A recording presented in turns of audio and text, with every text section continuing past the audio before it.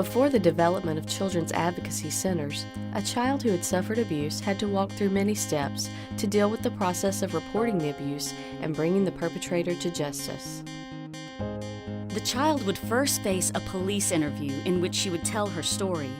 Then she would be directed to a hospital to again give the details of her story. Following that, she would tell her story again to a social worker, then an investigator, then a counselor. This placed undue stress on the child, and many drifted out of the system, resulting in few arrests and prosecutions for the perpetrators and no therapeutic treatment for the child. Children's advocacy centers have changed that confusing and draining process. CACs offer a place where children can come and tell their story one time to a team of people who are advocates on the child's behalf.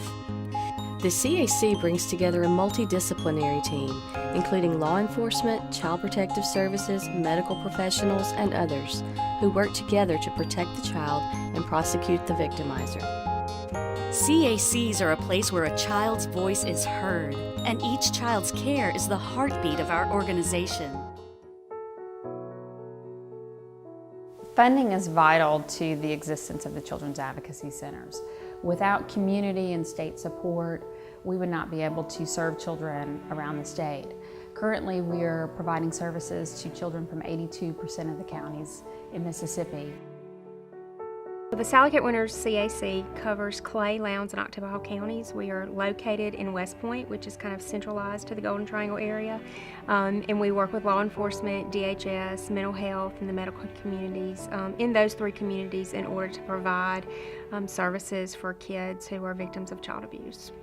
Our CAC receives funding from private foundations, local donors, and businesses who make donations to our agency, United Way dollars, and fundraising efforts by our board of directors to meet the needs of the children and families that receive services. Our CAC would like to just kind of expand services that we provide. Clearly, we do forensic interviewing, and that is a huge component or piece of the puzzle for children's advocacy centers, but victim advocacy is also a strong component, and that is making sure the families feel they have that support to make it through the court process, ever how long that takes.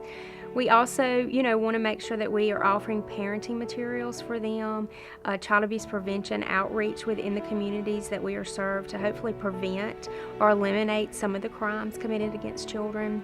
And then when those children come into our center, we want to offer them small items or journals that help reduce the anxiety that they have and allow them to continue to heal over time.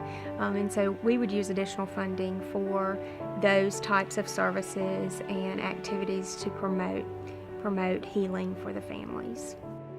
We know that we are meeting many of the needs in the community, but we can do more so that we can help families learn the skill set that's needed to help protect their child from abuse.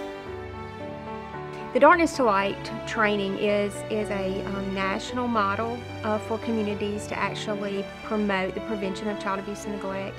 It targets training adults in the community to identify potential situations that may result in child abuse, or what services are available in the community for those families that they have identified that might need some additional support. By allowing our staff to go to that training, we, can then bring that training back to professionals that work with children in our communities and to parents to make sure that everyone is aware of the services that are available and the proper protocol in identifying and reaching those services for families in need.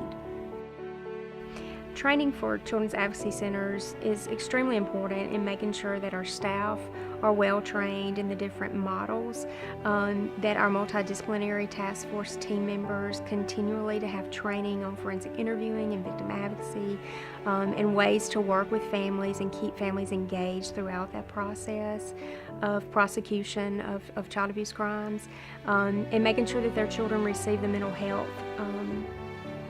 services that are necessary for continued healing over time. It's important to have financial support from the local community, from local governments, private donors, and from the state to be able to help the Children's Advocacy Centers grow and provide more services to children in Mississippi. We need your help. Won't you donate to your local child advocacy center and provide hope and healing to abused children in this community? Contact us today. Your funding will give our local children one loud voice with the hope of a brighter future.